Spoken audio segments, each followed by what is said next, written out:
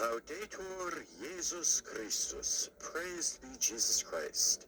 And welcome to Vatican Radio's live streaming broadcast of the first Mass celebrated by our new Holy Father, Pope. 我先录录看哈，如果他，我先录录看，不行再找。Leo the 14th. Today's Mass, celebrated in the Sistine Chapel with the Cardinal Electors, is the Mass Pro Ecclesia for the Church. My name is Christopher Wells. With me is Father Paul Samasumo. Together we'll be providing the English language translation and commentary for today's liturgy, including a translation of the homily, which will be delivered by Pope Leo. Good morning, Father. Good morning, Chris. Just from the screens, we can see it's kind of a festive setting in the Sistine Chapel there. And for this Thanksgiving Mass, really, of a new Pope, and also one of the concluding liturgies for the conclave. A big welcome to our 有可能啊，是教宗那个上位之后，不上位了，就那个公布他是教宗之后第一场弥撒，所以可能就有记者。Madar TV India, Shalom World Television Network USA, at Madashan TV, and listeners of Radio Gatpunani, this is in the Philippines, Catholic TV, welcome, Luminous Radio India, big welcome to you all for joining us, and also those of you joining us on our Vatican media, social media channels, shortwave radio, and all the diocesan and national Catholic radio station across the world. So glad you could be with us on this great day. And for those of you watching via our video feed, you can see the Swiss Guards is standing on duty outside the Sistine Chapel. Now we have views of the very famous ceiling by Michelangelo, the creation of the world, the creation of Adam and Eve. Just last night, of course, I'm sure many of you were watching with us in St. Peter's Square, as literally hundreds of thousands of people gathered in St. Peter's Square and the surrounding area to hear news of the election of our new Pope. It was a very joyful moment. 好像蛮贫贱的哦，换那个教宗也没什么。也没什么异样，这样看起来蛮神奇的。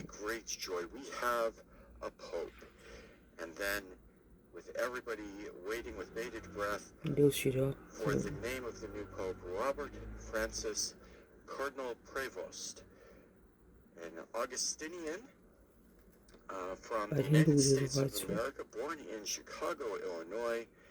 And the announcement of his name, Leo the 14th. Father, I know you were watching with us, as was everybody. And tell us your reaction at that moment. I think for me, what has struck me, Chris, is how the world has welcomed him right from the beginning. From the moment he appeared, you could see the emotion on his face, the weight of the office, and also he is also a citizen of Peru. I believe he has Peruvian citizenship, and he took a moment to greet the people of his diocese in Peru. And in fact, in Spanish, he spoke mostly in Italian as he greeted the faithful and the world. The first word on his lips was peace. And I think that was a profound message that resonated very strongly. He also spoke of his predecessor. We both remember those last moments, that last appearance on Easter morning of Pope Francis the day before he died. Very powerful moment, the Easter Sunday. Everybody will remember the Holy Father literally saying bye to us. And what was interesting, Chris, is that the Holy Father yesterday says, I would like to continue that blessing. Weak, but very powerful blessing that we received from Pope Francis, and he gave us that blessing yesterday. In fact, that's a very fascinating connection. Yes, where the Pope Francis' last kind of public act was the Urbi et Orbi blessing for Easter, and the very first public act of our new Pope, Pope Leo, was the blessing Urbi et Orbi for the city and the world as he begins his Petrine ministry. And this Petrine ministry marked by his name, Leo the 14th, almost recalling Leo the 13th, the great Pope who wrote the famous encyclical Rerum Novarum, which promoted the dignity of workers, the dignity of human beings, and really, I think, a landmark encyclical that has marked Catholic social teaching to this day. To this day, in fact, and it was one of the first papal statements that really brought Catholic social teaching to the forefront. As you say, it marked it. It's marked that doctrine. Even in our own time, successive popes have talked about it. And I think too, Leo the 13th, and that's certainly the first pope that comes to mind. The Holy See Press Office spoke last night at a press conference about that connection. But I think too, it also shows the whole history of the church, going back to the first Saint Leo the Great, more than 1,500 years ago in the 5th century. And as we know, our new Holy Father is Pope Leo the 14th. So that whole string of Leos, the first 3 or 4, I believe, Leo the 1st, the 2nd, 3rd, and 4th, all saints, and then a succession of Popes Leo throughout the centuries. So I think we'll have a mine of history to delve into in these coming weeks as we look at all that Pope Leo the 14th has evoked with the choice of his name. And not only that, the fact that you mentioned, Chris, that his first words were about peace is something that the world greatly needs in this moment. He also spoke about the importance of being welcoming, the importance of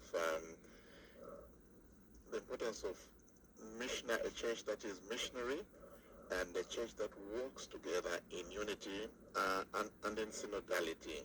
So from that point, there is also a continuation from where our beloved Pope Francis left at, and I think that is something that everybody will be happy to note. No, I think you've really touched on the main points. 不要让他们这样聊天了，好吵哦。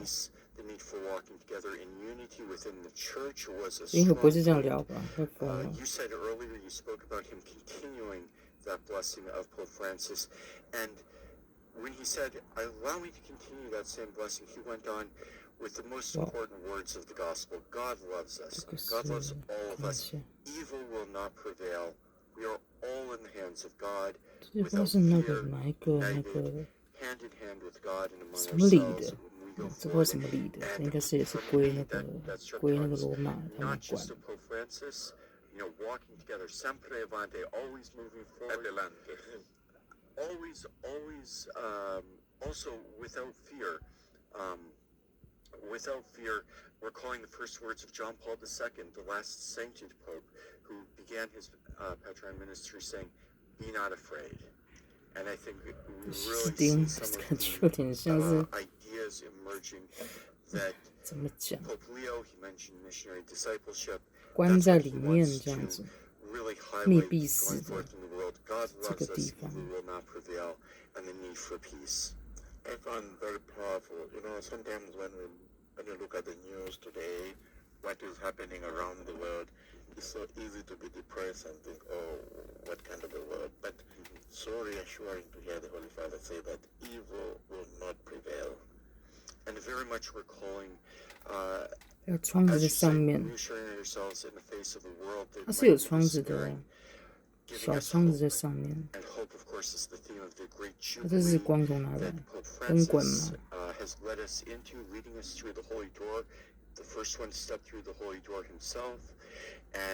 这张还是我们幕后的审判是这一张是吧？那一张的话，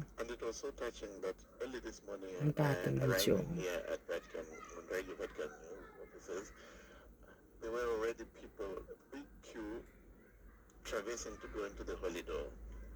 And they were all in a very good mood. You could see they were happy and the church is assured. and reassured.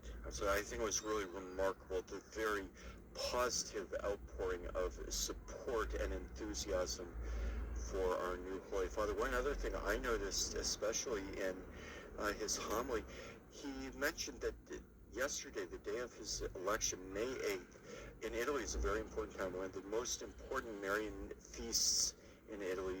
The Italians have great devotion to Our Lady of Loreto, where the Holy 有 House 一个 is. 祭坛，所以那个教宗到时候会 Who's 坐在 transported from the Holy 这 Land 里。 miraculously.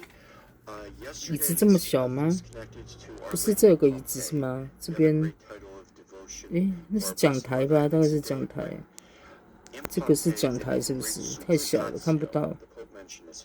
那是什么？ To assist us in all of the dangers of our present day. So marked by a Marian focus, just as Pope Francis did. And this is a 还是蛮值得重看一遍的哈，我要看第3遍，大概搞不清楚。 And there are continuously numbers arriving there and praying the rosary. And the famous Bartolo Longo also, who composed the Supplicatio, if I remember correctly. And as you say, yes, of course, most people hear the name Pompeii and they think of the volcano that destroyed the city and preserved the ruins. I've been there as well, and you go and see this ancient Roman city. And when Bartolo Longo came and the Blessed Virgin Mary appeared and found in that city, the theme was on this ruins of this ancient pagan civilization, a city devoted to luxury and wealth and riches. We've built a new Christian city dedicated to Our Lady, dedicated especially to the poor. Bartolo Longo went to that area outside of Naples that was inhabited by very, very poor people, by bandits and robbers, and he took the children of those castaways, the people on the peripheries that Pope Francis was always talking about, and he built a new city where they could find hope, where they could find work, where they could rebuild their lives. And yes, and it's important that the church continues to be always, the voice of the voiceless. They have a voice, but sometimes the church can bring that voice in a much more dignified and in a different way. And来， thank you, Father. I think it's really